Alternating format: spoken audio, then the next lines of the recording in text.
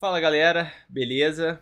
Bem, o motivo desse vídeo que eu vou fazer agora é na verdade mais um convite para uma troca de ideias mesmo, tipo um bate-papo, porque eu tenho visto ao longo do tempo um avanço de discussões, de imposições, de certos, como que eu posso definir, padrões de emoções, padrões de comportamento, padrões indicativos e paradigmas do que seria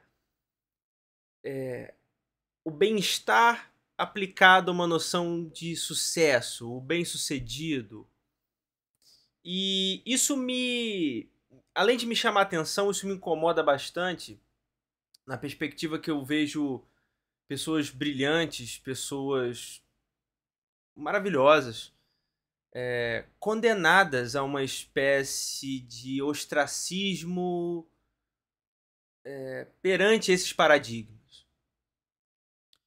Dentre esses fatores, o que eu reputaria mais perverso, na minha opinião, não perverso no sentido psicanalítico, não é isso, estou falando no sentido usual, coloquial da palavra, é a noção de uma imposição à felicidade.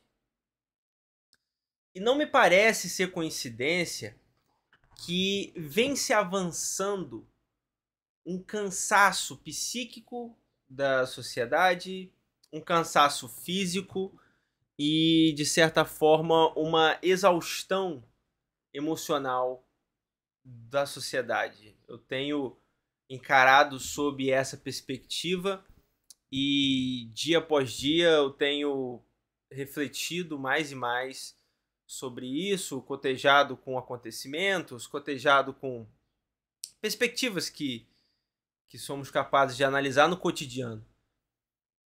De modo algum, o cotidiano é algo banal. Eu costumo, inclusive, dizer que o dia que eu morrer, eu quero que coloquem como epitáfio para mim. Não existe o óbvio. Essa é a frase que eu gostaria. Porque não há nada que possa ser condensado ao óbvio, ao trivial, ao fechado, ao definido, ao certo, em definitivo e etc. Por que eu estou falando isso tudo? Porque, de certa forma, essa imposição, essa ditadura da felicidade, como se nós fôssemos obrigados a todo momento ver acontecimentos, ver barbáries, ver tragédias, ver sofrimento e classificar aquilo dali como uma forma de oportunidade, é de certa forma um discurso de conformação que não nos permite, de certa forma, experienciar os elementos humanos que nós temos. O sofrimento faz parte da humanidade. A tristeza, o quanto disso vai se tornar ou é um indicativo de uma patologia é outra coisa. É uma situação, inclusive, até mesmo para se buscar ajuda, se buscar tratamento. E não a estigmatização como se fosse um grupo específico que fracassou. Longe disso, longe disso. Nós somos seres emotivos também. Né? A racionalidade nos conduz, nos difere, mas nós somos emoção também. Ela nos compõe. E nosso cérebro é capaz de produzir milhões de reações eletroquímicas e nos fazer ter impulsos A, B ou C ou D. Mistérios que ainda não sabemos e não vamos saber porque a verdade científica é uma. E o que seja não está contido propriamente na limitação do nosso tempo. Mas dizer que é preciso sempre olhar o lado bom da coisa é algo que me chama muita atenção. Eu tenho muitas dúvidas quanto a isso. dúvidas severas e questionamentos muito profundos quanto a isso. Do que seja esse lado bom, esse lado de impulso, de nos fazer suportar condições que talvez não sejam humanas. Aceleração social, aceleração e o efêmero das relações, tudo mais fluido, tudo cada vez menos profundo do ponto de vista interacional, cada vez mais distante. Eu tomo muito cuidado sobre isso porque eu não sei até que ponto isso pode ser uma limitação justamente geracional, uma limitação do meu tempo, da minha forma de ver o mundo, que é causada justamente por compor uma geração da humanidade. E que o meu tempo e minha forma de relacionamento social me compôs e me transpôs a me comunicar, a interagir com a sociedade dessa forma. Mas, de todo modo, também se vê autores como Voltaire, no seu clássico Cândido, onde personagem Cunegundes, e temos o Pangloss, que sempre o colocava a ver o lado bom das coisas, Então, assim, 1700 e bolinha, o lado bom das coisas, e Voltaire critica ferozmente isso. É uma sátira maravilhosa. Quem ainda não viu, eu convido a ver, que é uma coisa maravilhosa, o Cândido de Voltaire. E você chega ao final, não vou contar o final, não vou estragar, mas no final, o personagem principal vira para Pangloss e fala uma frase muito emblemática, onde, muito embora sim se veja o lado bom das coisas, se deva fazer, etc., é preciso lidar com a realidade. É preciso enfrentar o real. É preciso diferenciar o que seja otimismo e o que seja negação. Tem diferenças. Para sermos otimistas e para termos felicidade, é preciso que nós tenhamos a diferença, tenhamos a diferença. Só é possível saber o que é felicidade pela diferença da tristeza. Negar a tristeza soa anti-humano, né? Um padrão desejado, um padrão almejado que é impossível de se alcançar. Todos sofrem. Todos têm tristeza, todos têm mazelas, todos são fracos. Todos somos fracos.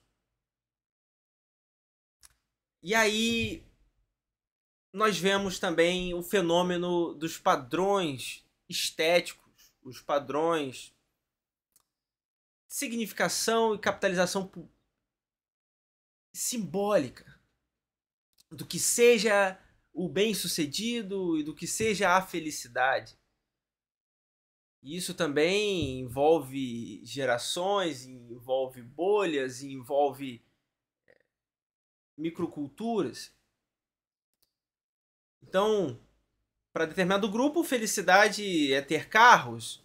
Para determinado grupo, felicidade será fazer sexo imparável. Para determinado grupo, felicidade será ter poder aquisitivo. Para outro grupo, será ser ter poder político. E em si não se define um conceito definido de felicidade porque você depende da alteridade. Ao passo que as redes parecem... eu não vejo as redes criando algo novo. Tenho feito leituras sobre isso. Principalmente da entrada da modernidade e da época, desde a prensa de Gutenberg para cá, como isso vem sendo desenvolvido, mas eu sigo muito a lógica do Terêncio, poeta romano. Nada do que é humano é estranho propriamente ao homem. Então, lidar com tudo isso, lidar com o real, lidar com essa capacidade de definir o que seja felicidade e negar a tristeza, é algo que sim que causa espanto. É algo sim que causa espanto. O luto, a dor, ela é presente em nossa vida e é preciso saber lidar com isso. Impor ritmos de trabalho, ritmos de rotina social que são completamente impossíveis de ser executadas de uma maneira plena, sem que você abra mão de alienar todo o seu tempo e no final você não saiba mais o que se quer, o que está fazendo, para que está fazendo. O porquê você sabe, mas o para que você talvez não saiba. Mães desesperadas porque tem uma dupla, tripla, quádrupla jornada de trabalho, dentro e fora de casa, e ao mesmo tempo lidando com o dilema de ver perfis indicando que faz isso, faz aquilo outro, e tem uma rotina de estudo, uma rotina de leitura, uma rotina de trabalho, uma rotina de casamento, uma rotina de cuidar dos filhos, estar presente, brincar, etc. É uma coisa que é impossível. É uma exaustão. Uma exaustão psíquica, uma exaustão física, uma exaustão emocional. É preciso ter muito cuidado com isso. E essa minha tentativa de fazer esse vídeo é muito mais ideias avulsas que eu acho que é preciso se pensar em algum momento sobre pontos. Posso estar errado, posso estar certo em alguns pontos, mas de todo modo eu acho que o questionar e o refletir sobre é o mais importante. É mais importante até do que se achar certo ou errado. O despejo e a fetichização, e o fetiche, a fetichização de alocar a felicidade em determinadas coisas, que ao final parece muito mais ser uma necessidade criada.